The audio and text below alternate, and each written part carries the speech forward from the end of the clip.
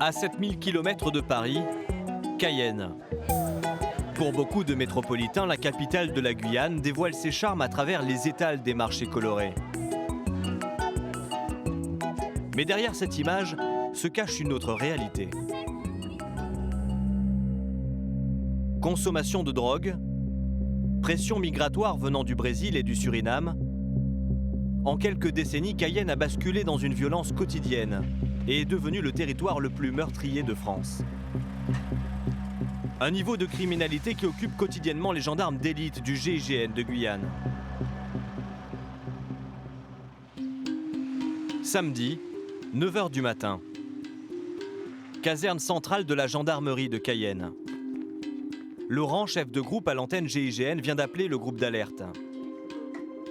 10 hommes qui doivent pouvoir se présenter en moins de 30 minutes. En fait, vous êtes intégré dans l'alerte. Vous ferez 3h, 6h, avec la finalité à 6h, prise de bouclage en Alpha et Charlie. Laurent a convoqué ces hommes pour une arrestation. Donc en fait, si tu veux, on peut se rendre facilement dans le décor. Ouais. Plus tu remontes, moins ça nous correspond. Donc en fait, c'est pour ça qu'il faut vraiment un gros scénar. L'opération va engager d'importants moyens. L'homme à interpeller est réputé dangereux. On ne peut pas partir sur de l'approximation sur quelqu'un qui est capable d'ouvrir le feu en plein jour de marché, parce que c'est l'effet qu'on lui reproche. C'est pas quelqu'un qui a grillé un feu rouge, quoi. Donc tu comprends bien qu'il faut faire attention. La mission, ça serait interpeller cet individu. L'individu recherché aurait tiré sur une bande rivale, sur un marché à Kourou. 3 personnes ont été touchées. La section de recherche de la gendarmerie nationale a missionné l'antenne GIGN pour cette opération délicate. La difficulté pour Laurent est de localiser précisément le fugitif. C'est le Chinois qui est là, qui est juste à côté là. Tu rentres, tout ça, c'est favorable. Tu sais, s'il y a l'ostéo, il y a le machin, là, on passe bien. Laurent a obtenu une adresse par les services, mais elle n'est peut-être plus bonne. Pour la vérifier, il faut se rendre sur place. Difficile pour un gendarme blanc de métropole de passer inaperçu dans cette cité sensible. Mais l'antenne GIGN a un homme pour cette mission, Cyril, dont le look n'a rien de militaire. Je me lave pas les cheveux, je suis un peu différent d'un gendarme lambda. Si tu es comme le gendarme que tu te retrouves sur les routes, dans 5 minutes, il y a un gars qui va venir vers toi, qui va te dire bah, t'es un flic, casse-toi de là, sinon on s'occupe de toi. Cyril fait partie du groupe d'observation et de surveillance, une cellule de gendarmes capable de passer incognito. On va prendre le temps de faire un petit tour d'horizon avec les téléphones, avec les caméras qu'on a, et puis après il y en a un qui va sortir en faisant semblant de bricoler, et puis un autre qui va faire un petit tour. De toute façon, c'est pas forcément, c'est pas réellement dangereux. Le truc que nous on veut pas, c'est griller à la mission en se faisant capter, en étant quelqu'un de blanc qui vient faire un tour dans la cité. Donc on essaye le plus souvent d'être monsieur tout le monde. En Guyane, les 3/4 de la population sont noirs de peau ou mulâtres. Cyril vient de Lille en métropole. Malgré sa barbe et ses longs cheveux, il aura quelques difficultés à passer pour monsieur tout le monde. Là, il est parti faire le tour du bâtiment, voir ce qu'il y a en hauteur, s'il y a du monde autour, s'il y a des squats, s'il y a des rassemblements. Et le but, trouver la boîte aux lettres, le nom de la personne qui nous intéresse. Tu sais quoi? La dernière fois, j'ai mis 3 semaines à trouver l'adresse. Et ben là, c'est au premier étage, c'est exactement ce qu'il nous a dit. Du coup, je vais les appeler pour leur dire ça. Et ce qui joue en notre faveur, c'est le temps. Quand il pleut, il y a beaucoup moins de monde dehors. Parce que là, après, tu m'entends? Donc on a trouvé. Et le bâtiment est sur ta gauche. C'est marqué. Il y a 2 entrées. C'est la première entrée, ce sera l'entrée à droite du bâtiment. C'est au premier étage et c'est la porte de gauche. Il pleut, il y a des gens qui bricolent, mais dans la cage d'escalier, il n'y avait personne. Ok, d'accord. L'appartement est maintenant localisé. Demain, c'est Laurent qui commandera la colonne d'assaut. C'est ta face à Charlie, ça? Ouais. Donc là, ça c'est côté droit, ouais, c'est 803, ouais. C'est un palier, non, tu vois, il y a de la vie là. En tant que chef de groupe, il doit envisager tous les scénarios. Donc là, on va revenir, on va redescendre. Tu vois, il y a un parapluie là. Tu veux? Et observer les moindres détails. Et là, il y a une fenêtre ouverte avec une picolette là. Comme la présence d'un oiseau dans une cage. Picolette, c'est des petits oiseaux que les Guyanais ont. En fait, c'est un oiseau qui apprend des chants, des nouveaux chants, et en fait, c'est un truc très local, quoi. Ça coûte très très cher. Et qui dit picolette dit forcément qu'il y a quelqu'un. La picolette, le petit oiseau local sur la terrasse de l'appartement, indique une présence. Reste à savoir si la cible de Laurent vit bien là tous les jours. Alors, une caméra va être installée dans un véhicule banalisé face au domicile de la personne recherchée. Elle va filmer pendant 24 heures les allées et venues. Et le résultat va être surprenant. Le GIGN de Guyane est une unité emblématique de la gendarmerie. Des militaires d'élite spécialement entraînés à intervenir dans les situations les plus difficiles, comme des prises d'otages ou la protection de hautes personnalités en visite officielle. S'il veut terminer son entretien, il a quelques minutes encore, mais je pense que le temps presse. Ces gendarmes suréquipés sont aussi en charge de l'arrestation de fugitifs très dangereux. Il est placé en garde à vue pour des faits de tentative de meurtre. En Guyane, les hommes du GIGN font face à des individus souvent armés. Ils viennent des pays voisins. On a des adversaires qui, de par le Suriname ou de par le Brésil, amènent des armes de guerre sur le territoire. Jean-Michel est le commandant de l'antenne de Cayenne. Il a 30 ans d'armée et de gendarmerie derrière lui. À la différence du GIGN en métropole, avec ces hommes, il n'agit pas seulement en ville ou à la campagne. Il mène aussi des actions sur les fleuves de la jungle amazonienne pour interpeller des contrebandiers ou des groupes mafieux. Si c'était facile, on ne ferait pas appel à nous. Ici, l'antenne GIGN a également pour mission de lutter contre les chasseurs d'or clandestins au cœur de la forêt équatoriale. Pour les surprendre, les gendarmes mènent des opérations commando en hélicoptère. De la jungle aux cités sensibles, immersion avec le GIGN de Guyane, qui sort en opération plus de 300 fois par an. Objectif atteint, super.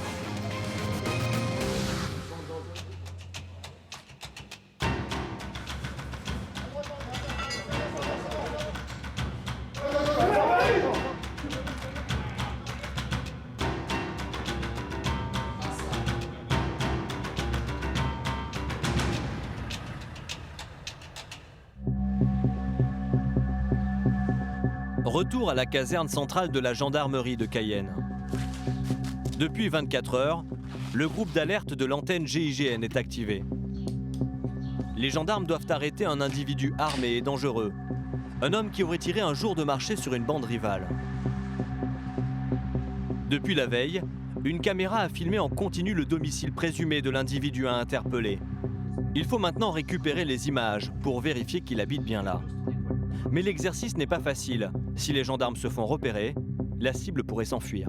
Du coup, moi je me mets en place en premier, je prends la température, à mon verre engagement, vous arrivez. Si on utilise le véhicule en masque, je te l'annoncerai sur la conf. Et puis dès que c'est bon, après, si mettons moi je te donne le verre, toi tu descends, tu changes et puis voilà. Vincent fait partie du groupe d'observation et de surveillance. Il part en premier.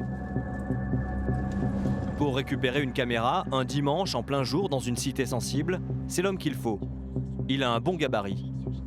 J'appuie tant au niveau physique, si ça part à la maillotche ou quoi qu'est-ce, que sur une exfiltration, que sur juste leur regard, l'observation. J'installe un dispositif sécurisé et quand je leur dis top c'est bon, vous pouvez venir, bah du coup eux ils me font 100% confiance quoi. Vous pouvez peut-être l'apaiser parce que j'ai peur pour les fenêtres en haut là.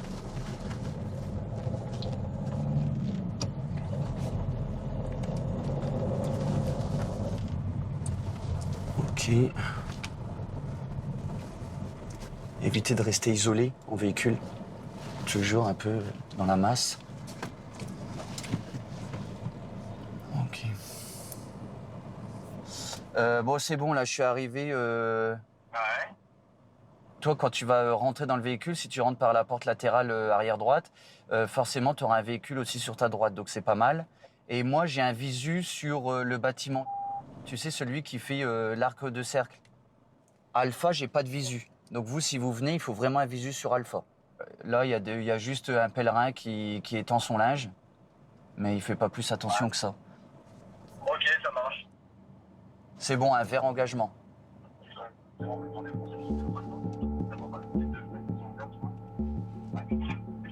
Le but, c'est juste de récupérer la clé USB qui a filmé pendant 24 heures. Il y a toutes les données vidéo des entrées et sorties sur le bâtiment, en espérant avoir filmé la target, quoi, l'individu qu'on veut interpeller. Répète, Nounours. Ouais. Toujours vert. Sur. Ok. Vous partez, moi j'attends 5 minutes. Et puis je quitte après, ouais. Yes. Ouais. Moi je reste pour voir si ça n'a pas attiré l'attention, le fait qu'on aille dans le véhicule. Et puis pas non plus faire, quand t'as un véhicule qui s'en va, il y en a tout de suite 2-3 qui s'en vont aussi en même temps, quoi. Ils pourraient nous relier.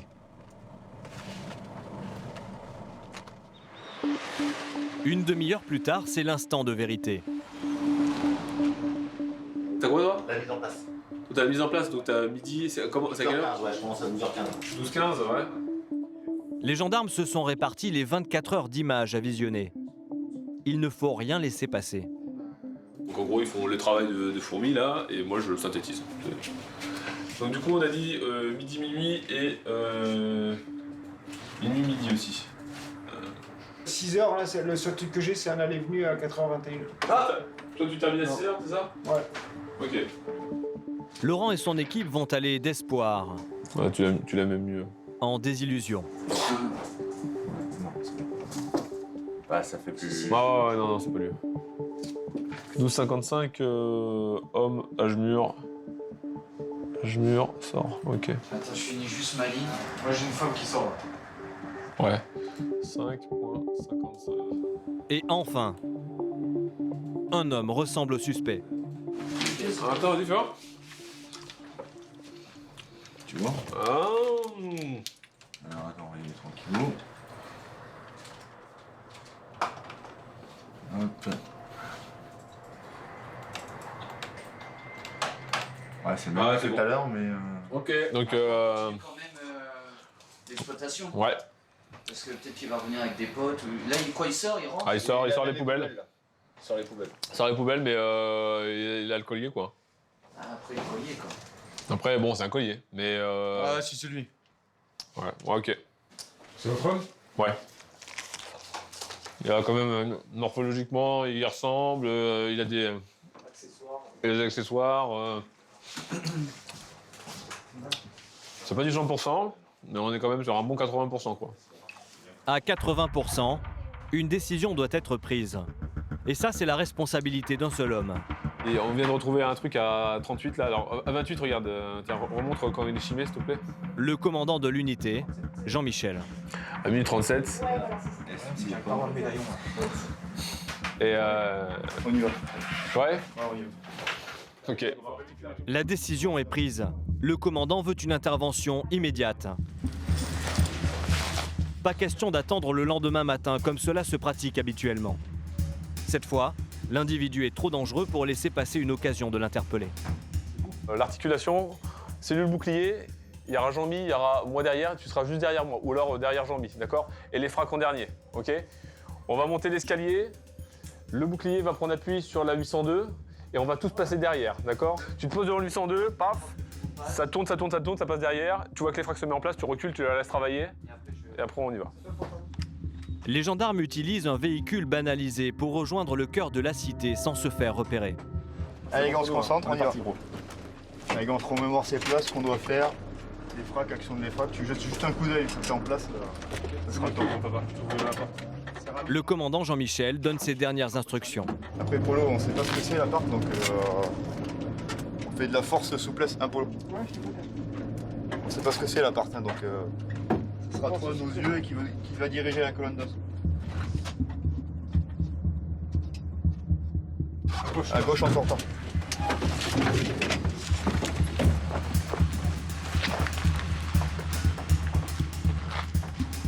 Lors d'un assaut, l'ouverture de porte est un moment clé. Il faut que ce soit rapide et efficace pour que l'individu à interpeller ne puisse pas réagir. Les gendarmes du GIGN de Guyane sont équipés pour ouvrir n'importe quel type d'accès.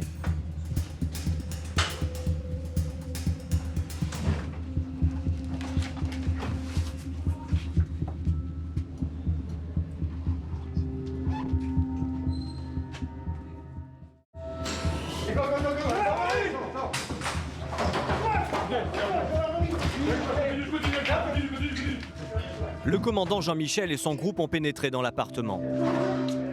Mais à l'intérieur, il n'y a qu'une seule personne, une femme. C'est la mère du fugitif. Il est parti à quelle heure, madame, vous savez? Hier soir. D'accord. Il n'est pas rentré depuis. Ok, merci. L'homme est parti dans la nuit. Laurent et son équipe avaient effectivement aperçu une personne rentrer puis ressortir, mais avec une silhouette totalement différente. Il s'est barré. Hier soir? Ouais, en fait, il y avait...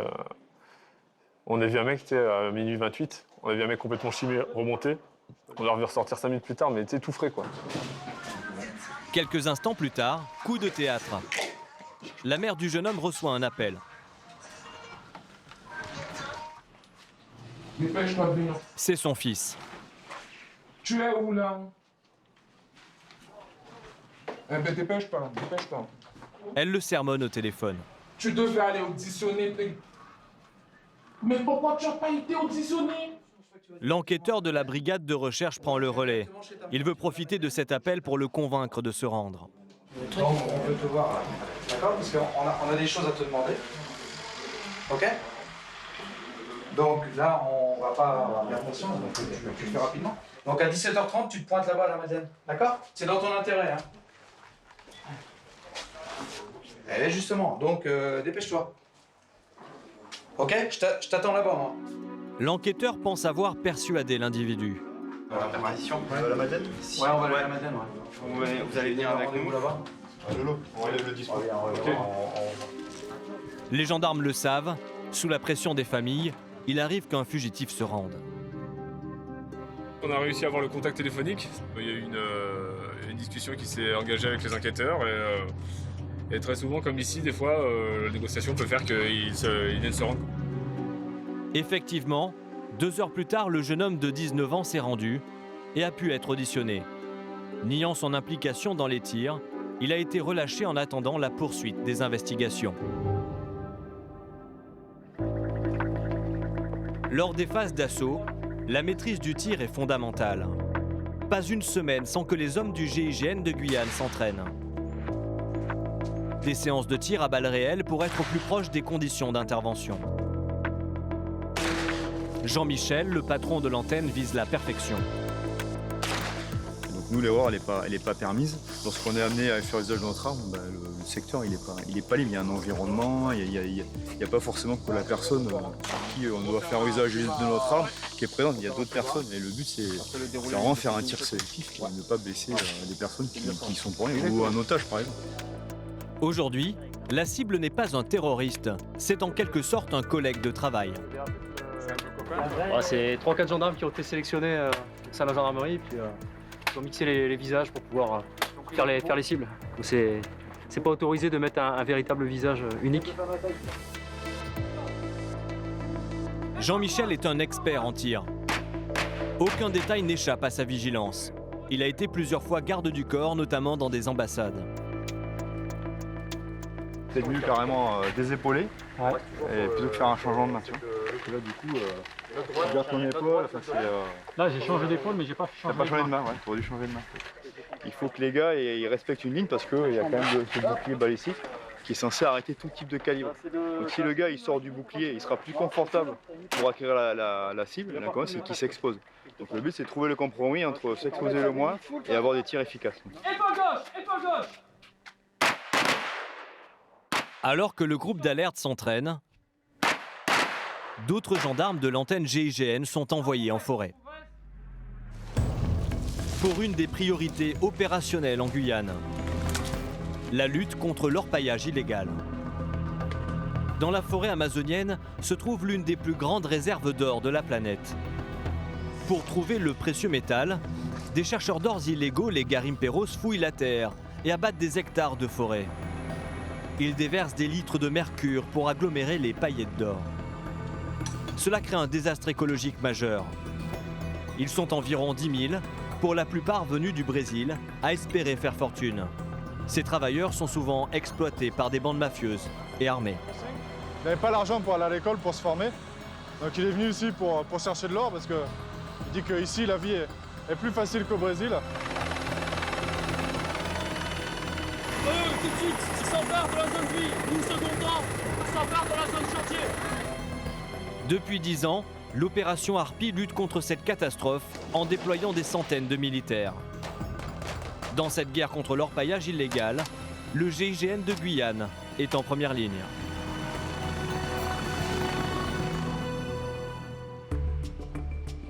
À la base aérienne de Cayenne, une importante mission commando se prépare.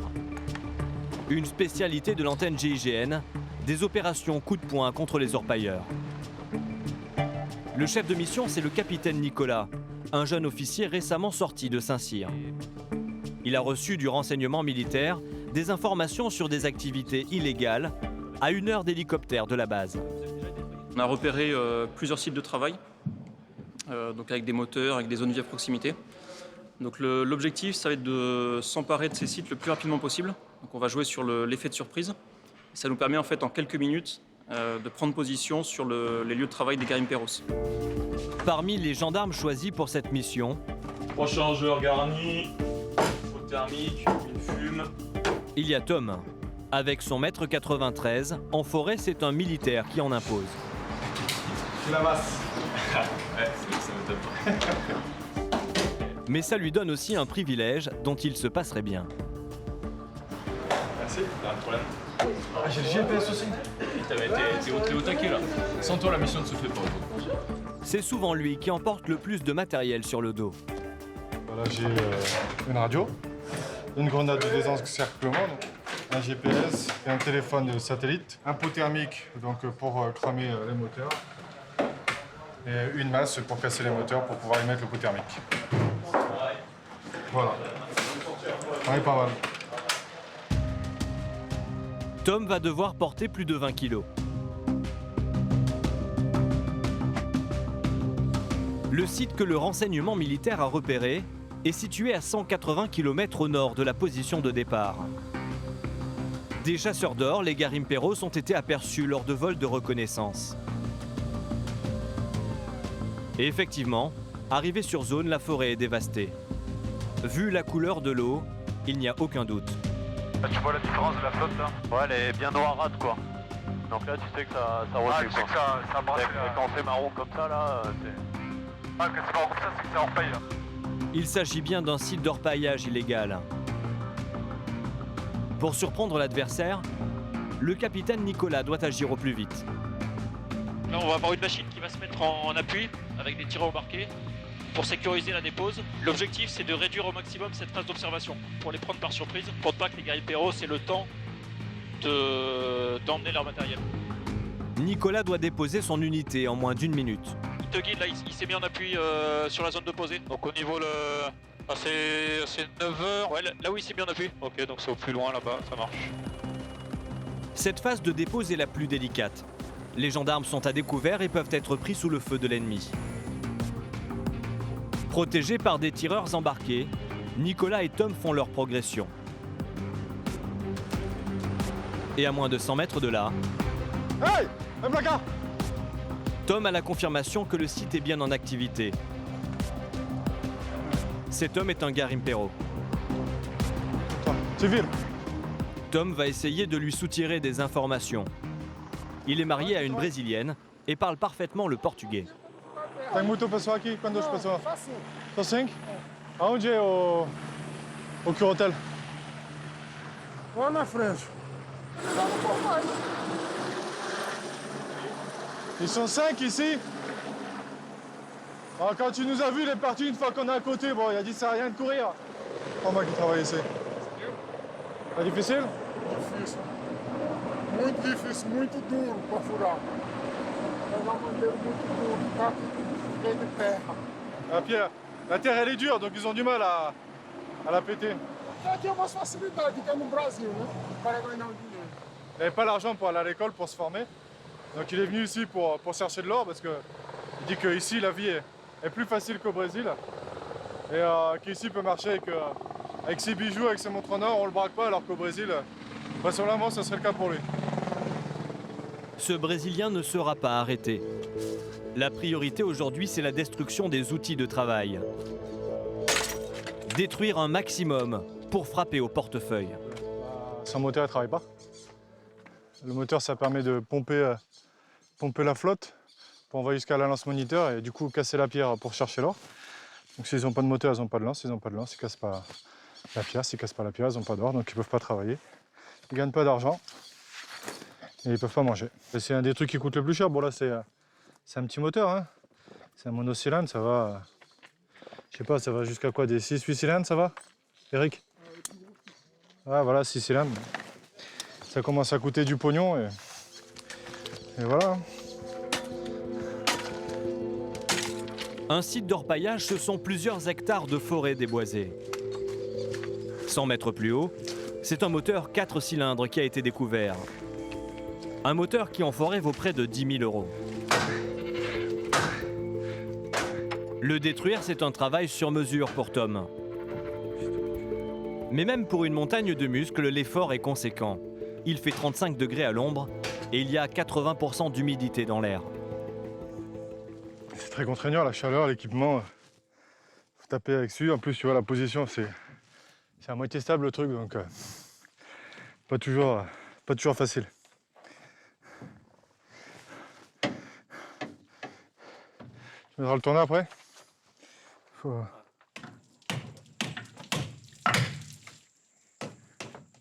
Tu vois, au milieu, tu as le tuyonneur là, tu as la lance au bout. En fait, ils viennent casser la terre avec la puissance de l'eau. Cette terre est récupérée et mise sur les tables de levée. C'est pareil, on fout de la flotte pour que la terre et la poussière passent dans les tapis. Et c'est de là qu'ils sortent l'or. Les moteurs des Garimperos sont conçus pour résister aux conditions extrêmes de la forêt équatoriale. Et donc très difficiles à détruire. Ah mais c'est soudé là, gros. Regarde. Là, faut le faire carrément en dessous du rail. Ah putain, par contre, est-ce qu'on va pas le foutre à la baille comme ça là? Dans la jungle, les chercheurs d'or sont capables de réparer n'importe quel moteur. Alors, pour les détruire totalement, Tom utilise ce qu'on appelle un pot thermique. Je mets en place le pot thermique, qui est un moyen pyrotechnique qui va permettre déjà la mise à feu de l'ensemble. En fait, c'est une source de chaleur en fait, qui va couler et qui va souder tout le vilebrequin. Et en fait, le moteur, il est mort, quoi. Il ne peut plus tourner, il ne peut plus rien faire avec. Le pot thermique va dégager plus de 2000 degrés. Vous voulez que je mette les tuyaux sur le moteur, du coup? Tout ce qui traîne autour du chantier est ajouté. Chaque bout de tuyau pourrait être réutilisé par les Garimperos. Attention, mise à feu. Chaque année, les gendarmes détruisent des dizaines de sites et des centaines de moteurs. Mais avec 1 kilo d'or qui vaut 35 000 €, cela s'apparente parfois à donner des coups d'épée dans l'eau. Tu vois le nombre de sites qu'il y a et le nombre d'opérations qu'on fait. Même si tu vois qu'une fois par an, je pense que où tu casses tout, je pense que ça reste quand même rentable pour eux. Par la radio, ils préviennent leur logisticien ou le patron du site qu'on est venu, qu'on a pété, qu'est-ce qu'on a pété, les moteurs ou les corps de pompe, les tuyaux, ce qu'ils ont besoin. Et ça va revenir par pirogue, quoi. L'orpaillage illégal en Guyane générerait 350 millions d'euros de revenus par an. Un moteur de détruit, c'est immédiatement un autre moteur en route. Les fleuves sont les principaux axes qui permettent l'approvisionnement des Garimperos. À l'est, l'Oyapock et l'Aprouag sont empruntés par les Brésiliens. À l'ouest, le Maroni et la Mana par les Surinamais. Autant de zones de trafic à contrôler. Retour à Cayenne. Dans quelques heures, Laurent va partir pour une mission sur le fleuve Mana. Il va tenter d'arrêter des pirogues brésiliennes qui approvisionnent les sites d'orpaillage. Faut penser à prendre tout, à savoir de l'armement, de quoi se changer, de quoi dormir, de quoi se laver, de quoi manger, de quoi se protéger de la pluie, de quoi se secourir, de quoi s'orienter, de quoi couper des arbres, de quoi s'éclairer. Et il faut que tout ça, ça tienne là-dedans. Ça va, c'est une mission pirogue, c'est la pirogue qui porte. Mais Laurent apprend que les pirogues utiles pour la mission ne sont pas toutes en état de fonctionnement. Ouais, mais je peux pas partir en mission avec des spéculations, quoi. L'une des pirogues a été accidentée. Le moteur de 150 chevaux est cassé. Je peux pas miser sur le fait qu'il y a peut-être des pirogues, quoi. Laurent doit réagir. C'est un truc de dingue, il y a toujours une couille. L'une des deux pirogues qu'on devait utiliser vient de se foutre en l'air.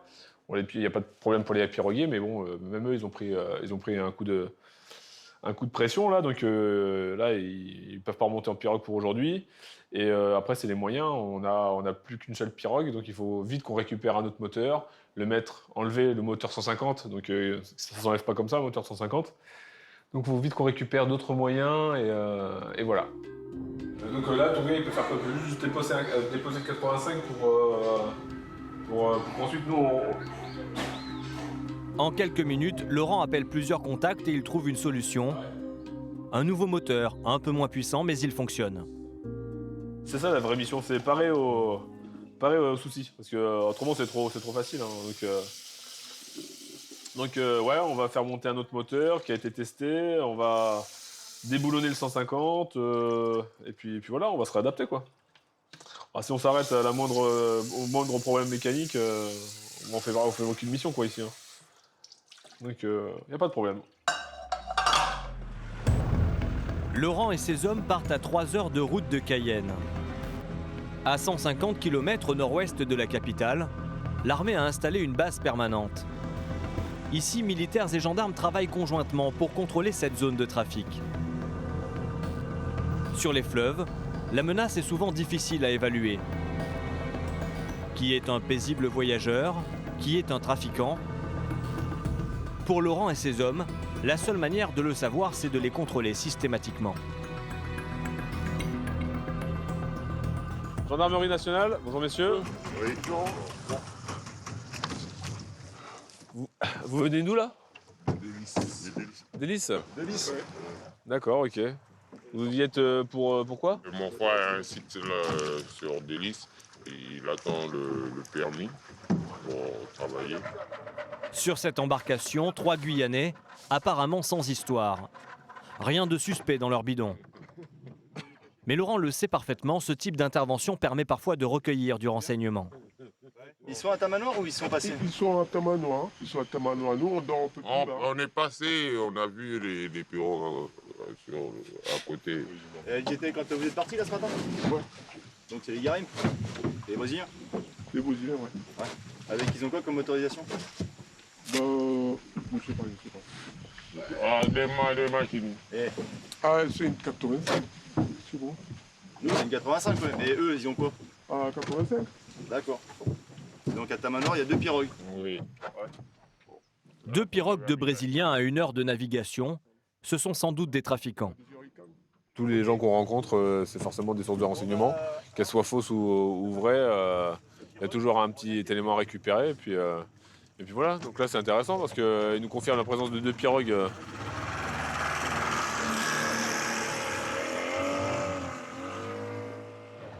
Bon, et Tamanoir, 2 pirogues. Ouais, allez go. Direction Tamanoir, à 30 km de là. Si l'information est exacte, Laurent pourrait faire une belle prise. Mais après 20 km de navigation, alors qu'il se rapproche de son objectif, il stoppe net son unité. Sur le bord du fleuve, un homme qui a priori n'a rien à faire là. Laurent va le fouiller et l'interroger.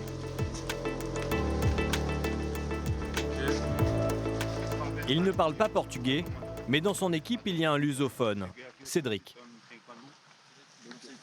Cédric! Ouais, viens. Un atout précieux pour comprendre les garimperos. Et l'interrogatoire du Brésilien va surprendre. Il y aurait des quads à proximité, ce qui veut dire qu'un site d'orpaillage est tout près. Aí eu ficar puxando o olho nas costas para ganhar dinheiro. Alors là, pour l'instant, il m'a dit que ces affaires ont été brûlées il y a 1 mois à peu près par des policiers ou des gendarmes. Il va être récupéré par un canoë ce matin. Par rapport aux traces de quads, il dit que c'est des quads qui travaillent sur un site qui est dans cette direction à 2 heures de marche. Ouais. Et puis les quads sont à l'aube ce matin. Ils étaient là à l'aube ce matin. En permanence, le renseignement militaire compile toutes les données recueillies sur le terrain. La présence de sites d'orpaillage à proximité de la position des gendarmes est confirmée sur leur GPS. On a des points qui sont répertoriés. Sur la carte, il y a... Donc on va confirmer s'ils sont encore existants, s'ils sont encore actifs, s'il y a encore de la vie. Et là c'est 1 km, donc déjà... Ouais, les premiers points à 700 mètres. Donc là, ok, on est dimensionné pour ça. 700 mètres, c'est bon. Pour Laurent, la mission Pirogue se transforme en opération d'infiltration. Une longue traque commence au cœur de la jungle. C'est pas à 700 mètres dans la rue, rien à voir. En fait, c'est comme dans les routes de Corse, il faut mieux donner un temps qu'une distance. Et ben c'est pareil. Des fois, tu peux faire du 100 mètres par heure. Ça fout les boules, hein, 100 mètres par heure. Et puis des fois, les trottoirs, ils ressemblent à ça.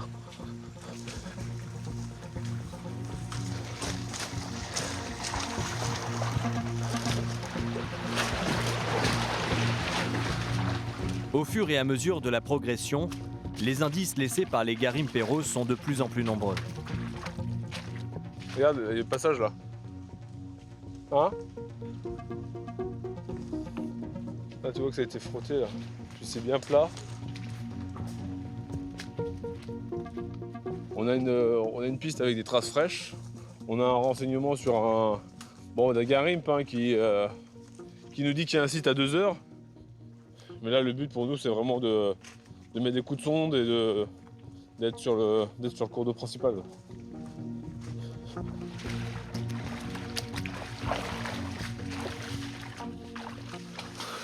Regarde la couleur de la flotte là. Ouais. Ah, ça doit dire quelque chose ça. Bah, regarde cette couleur. Regarde cette couleur. Et ça veut dire qu'ils se servent de ce cours d'eau certainement pour repayer. Effectivement, quelques centaines de mètres plus loin, les gendarmes arrêtent un autre garimpero. Ils sont à plus d'1 heure de marche du fleuve. Le Brésilien est fouillé dans le plus grand silence. Un village est peut-être à proximité.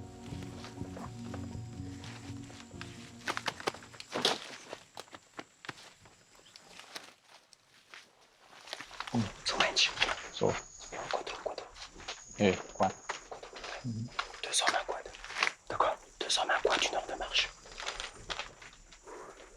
1 heure de marche pour aller jusqu'au Dégral ou parce qu'on a déjà fait une demi-heure quoi? Ouais, 1 heure, non? Ah non, ok. Voilà, chez karaté. Sim. Vai, e aí sobe uma montanha. Ouais, c'est un petit peu vallonné. C'est pas de gendarme. C'est la première fois. C'est là? Okay. Il n'est pas très content de nous emmener, mais voilà quoi.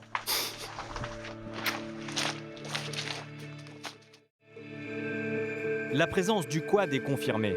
Les quads servent à acheminer tout ce qui permet d'extraire l'or dans la forêt.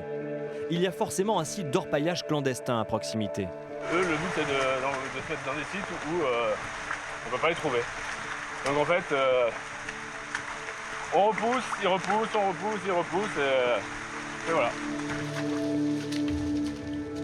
Dans ce jeu du chat et de la souris, les gendarmes ne savent jamais à l'avance qui va gagner. 3 heures de marche sous la pluie, Laurent espère obtenir un résultat. Mais arrivé à l'emplacement indiqué par le Brésilien, le gendarme est dépité. Il s'est fait avoir.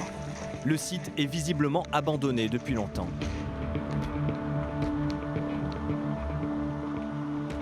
Là, voilà, des fois on perd, des fois on gagne. Celle-là, on a essayé de rebondir sur des éléments qu'on avait en cours de chemin, et puis des fois, ça mène à rien. Il faut savoir que ça arrive, et puis c'est pas pour autant qu'on va lâcher le truc. Mais bon, on est reparti même ce soir, d'ailleurs, on est reparti. En réalité, ce site délaissé par les orpailleurs traduit le succès croissant des opérations de gendarmerie. Les militaires gagnent petit à petit la bataille sur le terrain.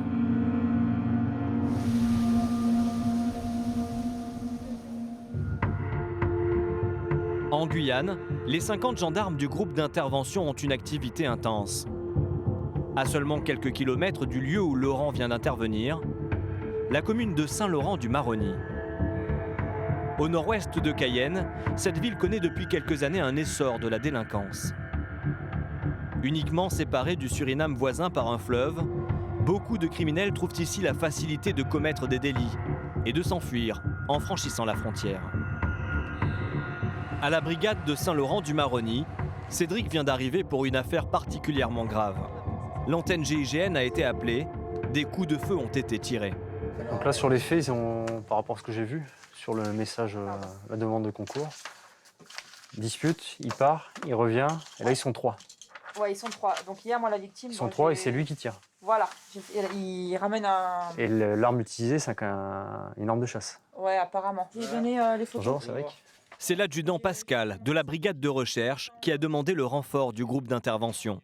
Il est confronté à une véritable guerre de bandes dans un des quartiers sensibles de la ville. Le conducteur de la Clio descend. La victime est en train de s'affairer à réparer son scooter. Il est assis sur une caisse, il s'affaire à réparer son scooter. Et l'autre arrive avec le fusil, charge le fusil, et à proximité, bam, lui tire dessus. Dans un bar. La Guyane détient un triste record national. 42 meurtres en un an. Et Saint-Laurent-du-Maroni n'est pas épargné.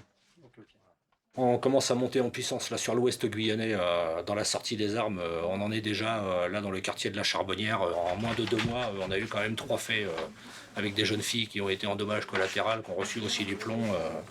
Voilà, en ce moment, ça sort les armes et puis ça tire un petit peu dans les bars, ça tire un petit peu la nuit. Avec un tel niveau de violence, hors de question de mener un assaut sans préparer l'intervention discrètement sur le terrain.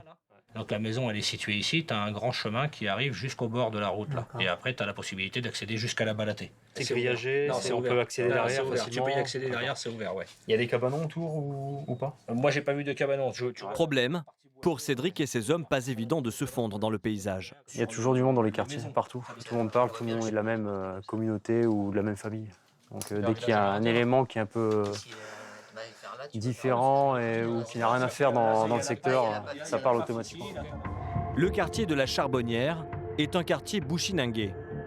Venus pour la plupart du Suriname, les Bushinangés sont les descendants des esclaves qui se sont révoltés contre leurs maîtres et se sont échappés des plantations entre le XVIIe et le XIXe siècle.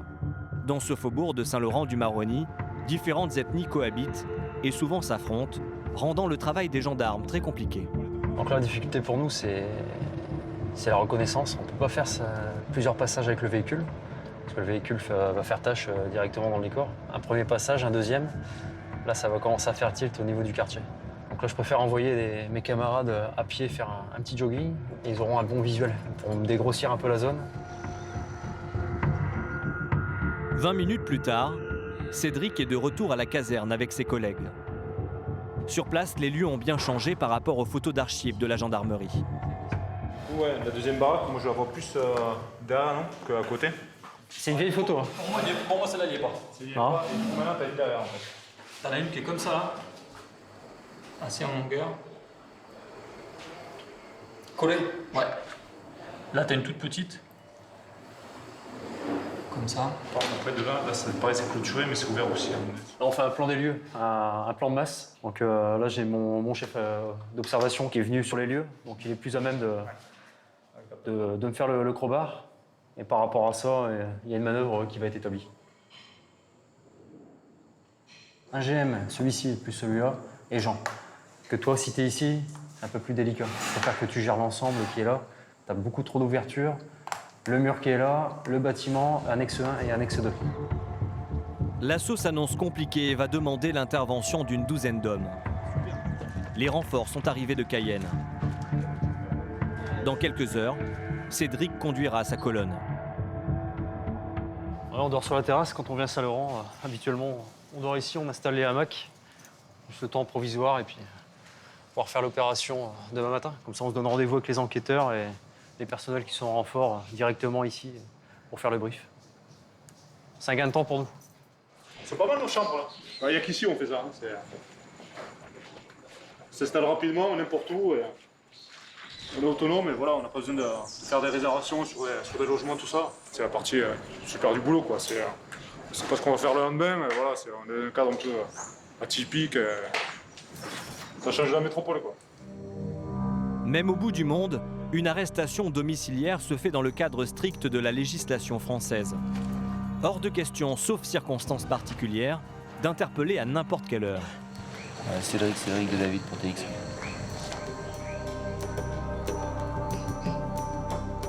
Il est 6 h du matin. Et là, on se refait tout le schéma. Tout le principe d'action, toute la méthodologie. Donc les gars là sont concentrés, ils se refont le schéma dans la tête. Et là, ce qu'ils attendent, là ils sont dans les starting blocks. Ils attendent qu'une chose, c'est d'arriver sur les lieux et faire leur job, tout simplement. On repousse en avant.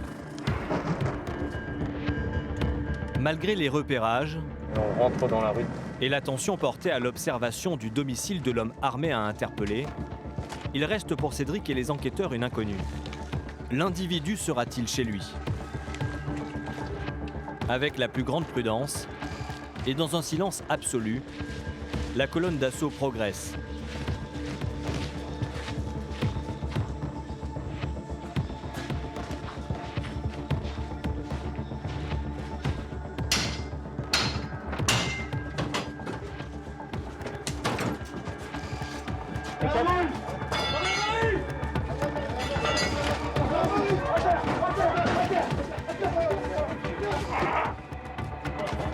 Le présumé tireur est bel et bien présent. C'est lui qui est couché sur le divan. Il vient d'être menotté. La femme qui hurle à ses côtés est sa mère. C'est l'homme que vous cherchez? Ouais. A confirmé avec les enquêteurs. Donc pour l'instant, l'identité correspond. Mettez-lui un loup. En mettant un loup, un masque sur les yeux de l'interpellé, les gendarmes cherchent à le déstabiliser. Une manière d'obtenir plus facilement des renseignements. Je dis prendre un ascendant psychologique, le mettre dans une situation d'inconfort et puis permettre aux enquêteurs de commencer leur travail dans de meilleures conditions. La garde à vue est limitée dans le temps et demande un rappel des droits extrêmement précis. Une simple erreur de la part de l'adjudant pourrait compromettre la suite de la détention. C'est la brigade des recherches de Saint-Laurent. À côté de 7 h, là, 6h10, tu es placé en garde à vue pour des faits de tentative de meurtre commis à 6 h du matin dans le quartier de la Charbonnière. T'as bien compris ce que je viens de te dire? D'accord. Tu as le droit d'avoir un avocat. Est-ce que tu veux avoir un avocat? Tu veux voir un médecin ou pas? T'es malade? T'as des problèmes de santé? Non? Ok. Dans la pièce voisine, les gendarmes font une découverte surprenante. Un fusil de calibre 12. Le père de l'interpellé affirme qu'il est à lui, sans vraiment en mesurer les conséquences. On n'a pas le droit de même avoir ça chez soi, c'est interdit. Voilà, sauf s'il est déclaré. Si l'arme elle est déclarée, qu'il y a un papier qui autorise. Mais ça fait longtemps que... de cette arme. Ça fait longtemps que j'ai jamais fusil là, j'ai jamais utilisé. Non, mais peu importe que ça fasse longtemps ou pas longtemps, c'est-à-dire que moi ça peut faire longtemps que je conduis mais j'ai pas le permis. D'accord ? Pour cet homme, l'arme servirait à assurer la protection de sa famille. Dans le quartier, on a le coup de fusil facile. Moi-même, je sors pas. Parce que la victime, il m'envoie une commission que le jour qu'il va me voir, il va tirer là-dessus. Et comme ça, je sors pas, je suis à la maison avec ma famille tous. Mais je prends une décision sur moi. S'ils sont rentrés chez moi, je ne sais pas qu'est-ce qui se passe. On a peut-être évité un drame entre deux familles là aujourd'hui. Ça va déjà apaiser quelques tensions qu'il pourrait y avoir avec la famille de la victime qui voulait impérativement en découdre et en venir aux armes aussi.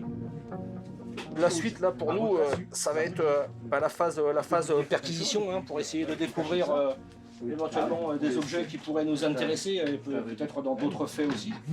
Et puis la phase enquête, la phase garde à vue hein, de l'individu qui puisse au moins s'expliquer sur les faits qui lui sont reprochés.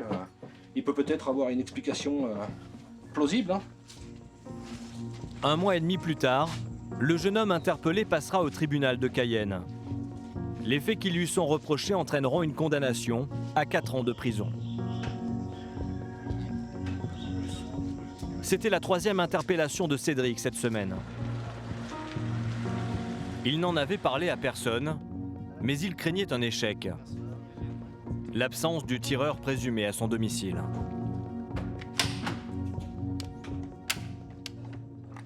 Bon, ça faisait une petite série noire, ça fait trois inters d'affilée où les targets sont pas là. Bon, c'est toujours un peu blasant pour les gars. Et là, on est super contents. On met un coup d'arrêt à cette petite bande rivale là, sur Saint-Laurent-du-Maroni par rapport aux premiers éléments qu'on a recueillis avec les enquêteurs. En fin de compte, c'est bien une rivalité entre deux bandes. Et là, le mec, il a bien dit que la target a bien dit que en cas de conflit, il n'hésite pas à tirer sans problème. Donc pour eux c'est naturel, voilà. Sauf que la dernière fois, il y a eu des dommages collatéraux. Il y a 2 adolescentes qui ont reçu du plomb et qui ont été gravement blessées. Donc il faut arrêter ça. Si Cédric est sensible à ce type de violence, c'est qu'il est père de famille. Comme tous ses camarades gendarmes, il vit à la caserne avec sa femme et ses enfants. Avoir ses proches à ses côtés lui permet de surmonter les journées les plus difficiles. À la caserne centrale de Cayenne, un nom s'affiche en de nombreux endroits. Alain Nicolas, un gendarme d'élite qui a servi en Guyane. De retour en métropole dans une autre antenne du GIGN, il a été abattu en intervention, le 21 mai 2016. Ce jour-là, le gendarme s'approche du domicile d'un forcené. C'était à Gassin dans le Var. L'homme a ouvert le feu.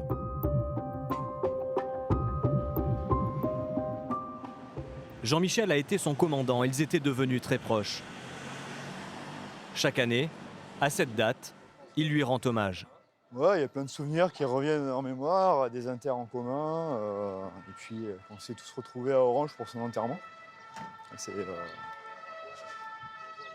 des souvenirs, mais voilà, qui sont pas négatifs, ça reste des bons souvenirs. C'était un mec de très vivant, joyeux, qui positivait toujours, donc voilà, et du coup, on garde son esprit, c'est important.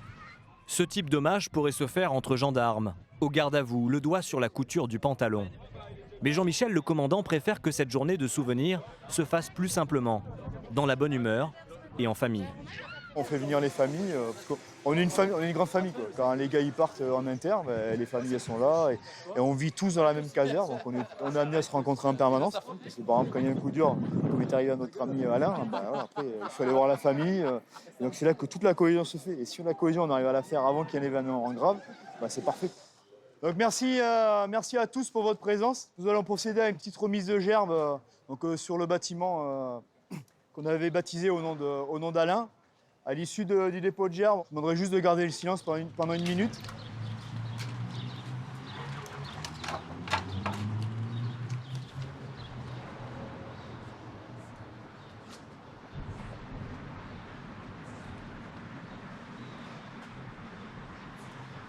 Repos.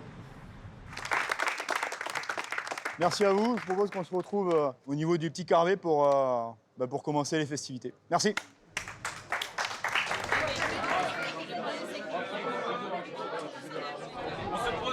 On voit. Ouais, d'accord. Frère d'armes, ça prend son sens, quoi. C'est vrai que c'est des gens, tu passes énormément de temps, même ton temps libre, t'es avec eux. Ouais, c'est pas comme des collègues, hein. C'est vraiment des gens avec qui tu partages, tu vis au rythme des naissances, malheureusement aujourd'hui des décès. Donc, on est solidaire quand on sait qu'il y a un malheur dans une famille. Non, ça fait du bien de se retrouver dans ce petit noyau familial. C'est bien.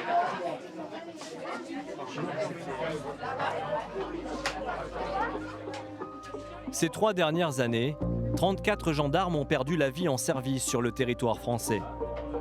L'un d'entre eux est décédé en Guyane.